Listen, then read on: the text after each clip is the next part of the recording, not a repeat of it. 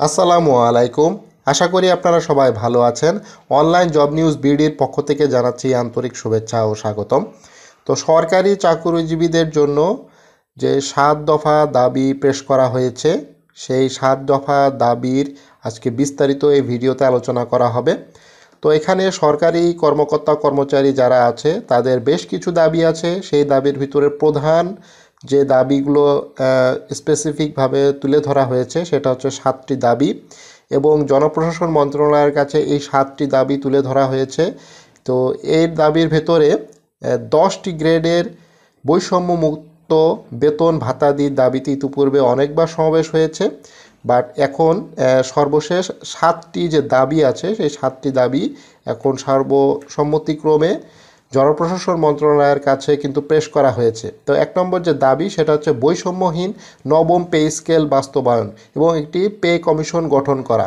আপনারা জানেন 8ম pay scale 2015 সালে পাশ করা হয়, সেটা কিন্তু এখনও চলতেছে। সেই বেতন স্কেলেই কিন্তু যাবতীয় সরকারি কর্মকর্তা কর্মচারীগণ বেতন পাচ্ছে, এবং নবম পে স্কেল গঠন এবং নতুন পে কমিশন গঠন এখন কিন্তু সময়ের দাবি।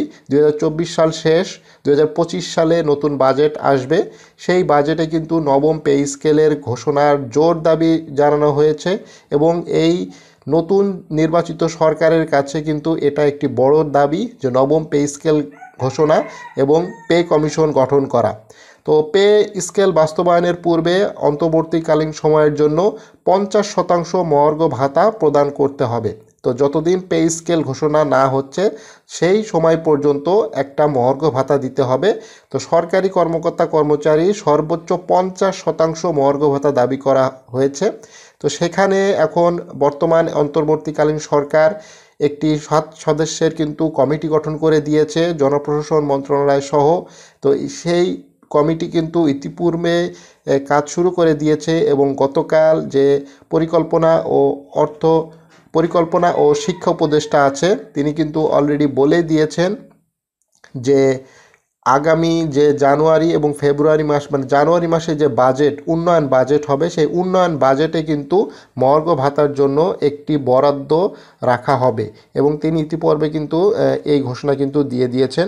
2 নম্বর যেটা দাবি সেটা হচ্ছে সচিবালয় 1995 সালে জারিকৃত প্রজ্ঞাপন অনুযায়ী সকল অধিদপ্তর পরিদপ্তর ও স্বায়ত্তশাসিত প্রতিষ্ঠানের প্রধান সহকারী উচ্চমান সহকারী ও হিসাবরক্ষক এবং ষাটলিপিকার সহ সমপদগুলোর পদবি ও গ্রেড পরিবর্তন করে যথাক্রমে প্রশাসনিক কর্মকর্তা, ব্যক্তিগত কর্মকর্তার নামকরণ সহ 10ম গ্রেডে উন্নীতকরণ করতে হবে, এবং এক ও অভিন্ন নিয়োগ বিধি প্রণয়ন করতে হবে। তো এই জিনিসটা খুবই গুরুত্বপূর্ণ যে সচিবালয়ে কিন্তু এই ধরনের পদ এবং অন্যান্য সকল পদেই কিন্তু আছে। সেটা হচ্ছে যে প্রশাসনিক কর্মকর্তা, ব্যক্তিগত কর্মকর্তা, উচ্চমান সহকারী, হিসাবরক্ষক যারা আছে তাদের কিন্তু পদ এবং গ্রেড পর্যায়ক্রমে কিন্তু পরিবর্তন করার একটি দাবি কিন্তু আছে। এবং 2015 সালে যে পে স্কেল ঘোষণা করা হয়েছে সেখানে কিন্তু 2টা যে টাইম স্কেল ঘোষণার সিস্টেম কিন্তু রয়েছে। বর্তমানে কিন্তু এখন 2টা টাইম স্কেল রয়েছে, বাট এই 2015 সালের আগে যে পে স্কেল ছিল সেই পুরাতন পে স্কেলে কিন্তু 3টা টাইম স্কেল ছিল, সিলেকশন গ্রেড ছিল, এবং সেইটা কিন্তু বর্তমানে বহাল রাখার জন্য একটি জোর দাবি উঠেছে, অর্থাৎ 3টি পে স্কেল সিলেকশন গ্রেড এটা কিন্তু দিতে হবে। এবং যারা পেনশনে যেতে যাচ্ছে, পেনশন গ্র্যাচুইটি আনুতাসিক বাবদ 90% এখন কিন্তু দেওয়া হচ্ছে। তো এটা 90% এর বিপরীতে কিন্তু 100% নির্ধারণ করে, এবং গ্র্যাচুইটির 1 টাকা সমান 500 টাকা নির্ধারণ করতে হবে। বর্তমানে যে দ্রব্যমূল্যের যে ঊর্ধ্বগতি, এই দ্রব্যমূল্যের ঊর্ধ্বগতির কারণে কিন্তু সরকারি কর্মকর্তা কর্মচারী, বিশেষ করে কর্মচারী যারা 11 থেকে 20তম গ্রেডের কর্মচারী আছে, তারা যখন পেনশনে চলে যাচ্ছে তাদের যে বেতন স্কেল, যে স্কেলে তারা পেনশনে যাচ্ছে সেটা খুবই কম। তো পেনশনের সময় যাতে 100% এবং 1 টাকা সমমান 500 টাকা যাতে নির্ধারণ করা হয়। সরকারি প্রাথমিক বিদ্যালয়ের প্রধান শিক্ষকের আপিল বিভাগের রায় বাস্তবায়ন সহ সহকারী শিক্ষকদের নিয়োগ বিধি 2019 এর ভিত্তিতে 10ম গ্রেডে উন্নীতকরণ, অর্থাৎ যে সরকারি যে প্রাথমিক বিদ্যালয়ে সহকারী শিক্ষক আছেন তাদেরকে কিন্তু 10ম গ্রেডে উন্নীতকরণ কিছুদিন আগে কিন্তু একটি দাবি জানানো হয়েছে, সংবাদ সম্মেলন করে কিন্তু এই দাবিটি জানানো হয়েছে। এটাও কিন্তু 7 দফা দাবির ভিতরেই আছে। এবং ব্লক পোস্ট কর্মরত ব্লক পোস্টে কর্মরত কর্মচারী সহ সকল পদে কর্মরত পদোন্নতি ও 5 বছর পর পর উচ্চতর গ্রেড প্রদান করতে হবে। তো ব্লক পোস্ট বলতে এখানে বোঝানো হচ্ছে কিছু কিছু পদ আছে সরকার, সেটা হচ্ছে যে এখানে কিন্তু কোনো পদোন্নতি হয় না, অর্থাৎ ব্লক পোস্ট এখানে সে যে পদে কিন্তু চাকরিটা শুরু করেছে সেই 59 বছর চাকরি শেষ করে কিন্তু সেই একই পদেই কিন্তু সে রিটায়ারমেন্টে চলে যাচ্ছে। অর্থাৎ এই পদগুলো হচ্ছে ব্লক পোস্ট। সরকারের কিন্তু এই ধরনের অনেক ব্লক পোস্ট আছে, এই ব্লক পোস্টগুলোতে কিন্তু পদোন্নতির ব্যবস্থা করতে হবে, কিন্তু তারা 30 বছর 35 বছর 40 বছর চাকরি করে কিন্তু সেই একই পদ নিয়ে কিন্তু তারা অবসরে চলে যাচ্ছে। তাদের সামান্য কিছু টাকা ইনক্রিমেন্ট বাড়ে প্রত্যেক বছর বছর, বাট এটা আসলে সন্তোষজনক নয়। তো এই জিনিসটা কিন্তু একটা দাবির ভিতরে আছে। এছাড়া টেকনিক্যাল কাজে নিয়োজিত কর্মচারীদের টেকনিক্যাল পদমর্যাদা দিতে হবে এবং বাজার মূল্য, লাগামহীন উদ্যোগতি, জীবনযাত্রার মান, ব্যয় বৃদ্ধি, মূল্যস্ফীতির বিষয় বিবেচনা করে যে সকল ভাতাদি পুনর্নির্ধারণ এবং 11 থেকে 20তম গ্রেডের রেশন ব্যবস্থা প্রত্যাবর্তন করতে হবে। অর্থাৎ 11 থেকে 20তম গ্রেডের সকল কর্মকর্তা এবং কর্মচারী যারা আছে তাদের রেশনিং ব্যবস্থা চালু করার একটি দাবি উঠেছে। এই রেশনিং ব্যবস্থা শুধুমাত্র পুলিশ এবং সশস্ত্র বাহিনীতে বা প্রতিরক্ষা বাহিনীতে যারা কর্মরত অসামরিক কর্মচারী আছে তারাই কিন্তু প্রাপ্ত হয়। এছাড়া কিন্তু অন্য দপ্তর বা অধিদপ্তরে যে সকল কর্মচারী আছে, সরকারি কর্মচারী, তারা কিন্তু এই রেশনের আওতাভুক্ত হয় না। এবং চাকুরিতে বয়সসীমা 35 এবং অবসরের বয়সসীমা 62 বছর নির্ধারণ করতে হবে। আপনি জানেন সরকারি চাকরিতে প্রবেশের বয়সসীমা প্রথমে ছিল 30, পরে অন্তর্বর্তীকালীন সরকার সেটাকে 32 করেছে। 35 নিয়ে কিন্তু বেশ কিছু আন্দোলন চলতেছে। তো সেই সরকারি চাকরিতে প্রবেশের বয়স 35 করতে হবে এবং অবসরের বয়স এখন আছে 59 বছর বর্তমান বয়স, এখন সেটাকে বাড়িয়ে 62 বছর করার একটি দাবি কিন্তু অলরেডি চলে এসেছে। তো এখানে দাবি 7 নম্বর দাবি, উন্নয়ন প্রকল্প থেকে রাজস্ব খাতে স্থানিত পদের পদধারী প্রকল্পের চাকুরিকাল গণনা করে টাইম স্কেল সিলেকশন গ্রেড করার অবকাশ নেই, এই মর্মে অর্থ মন্ত্রণালয়ে জারিকৃত বৈষম্যমূলক আদেশ বাতিল করতে হবে। এই ছিল 7টা যে সাতটা দাবি খুবই গুরুত্বপূর্ণ এবং 7টা দাবির ভেতরে প্রথম যে দাবি সেটা হচ্ছে নবম পে স্কেল ঘোষণা এবং পে কমিশন গঠন করা।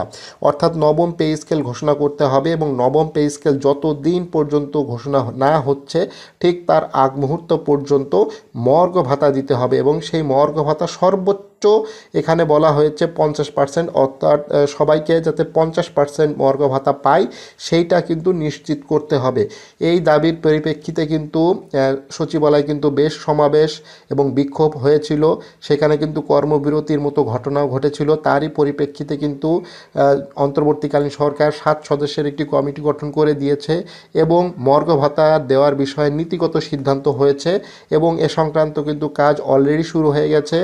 বাজেটে কিন্তু এ সংক্রান্ত একটি বরাদ্দ দেওয়ার চিন্তাভাবনা চলতেছে এবং কত শতাংশ আসলে মর্গ ভাতা দেওয়া হবে সেটা এখনও আলোচনাধীন, এখনও নির্দিষ্ট করে কিছু বলা যাচ্ছে না। তবে 50% মর্গ ভাতার কিন্তু দাবি উঠেছে। সরকার আসলে কত শতাংশ দিতে পারবে সেটাই এখন মূল বিষয়। এবং এই মুহূর্তে যে জিনিসটা সবচাইতে বেশি চলতেছে যে সরকারি কর্মকর্তা কর্মচারীদের মূল দাবি হচ্ছে 50% মর্গ ভাতা দিতে হবে 2024 সাল কিন্তু শেষ হয়ে যাচ্ছে, 2025 সাল আসতেছে, নতুন বছরে নতুন একটি সুখবর কি হয়তো দিতে পারে অন্তর্বর্তীকালীন সরকার, ডক্টর মোহাম্মদ ইউনূসের সরকার। তো এখানে আরও কিছু বিষয়গুলো আছে, সেটা হচ্ছে যে মর্গ ভাতা দিলে একটি প্রণোদনা দিয়েছিল বিগত সরকার, একটা প্রণোদনা সবাই কিন্তু কম বেশি এই প্রণোদনার টাকা বেতনের সাথে পান। সেই প্রণোদনার টাকাটার কি হবে, সেইটা কি থাকবে কি থাকবে না, এটা একটা বড় প্রশ্ন। অনেকে 1000, সর্বনিম্ন 1000 টাকা, অনেকে 1200-1300 টাকাও কিন্তু পায় প্রত্যেক মাসে। তো সেই টাকাটা আসলে কি হবে, সেটা কি মর্গ ভাতার ভেতরে এই টাকাটা কিন্তু চলে আসবে কিনা সেইটাও কিন্তু একটা দেখার বিষয়। এবং মর্গ ভাতা কিন্তু এর আগে প্রকাশ করা হয়েছিল 2013 সালে, সরকার 2013 সালে কিন্তু মর্গ ভাতা দিয়েছিল এবং 2013 সালে মর্গ ভাতা দেওয়ার পরই কিন্তু 2015 সালে কিন্তু পে স্কেল ঘোষণা করে। অর্থাৎ এই পে স্কেল ঘোষণার আগ পর্যন্ত কিন্তু মর্গ ভাতা চলতেছিল। অর্থাৎ সরকারি কর্মকর্তা কর্মচারীদের জন্য যে এই নবম পে স্কেল গঠন হবে তারই একটি মূল পদক্ষেপ কিন্তু এই মর্গ ভাতা। এখন মর্গ ভাতা দেওয়া হচ্ছে এবং মর্গ ভাতার পরই কিন্তু প্রসেস চালু হয়ে যাবে। নবম পে স্কেল ঘোষণা করার জন্য যাবতীয় কার্যক্রম কিন্তু চালু হয়ে যাবে, সেটারই কিন্তু রাস্তা তৈরি হয়ে যাচ্ছে এই মহার্ঘ ভাতা ঘোষণার মাধ্যমে। খুব শিগগিরই হয়তো একটি সুখবর আসতে চলেছে, প্রজ্ঞাপন জারি হবে।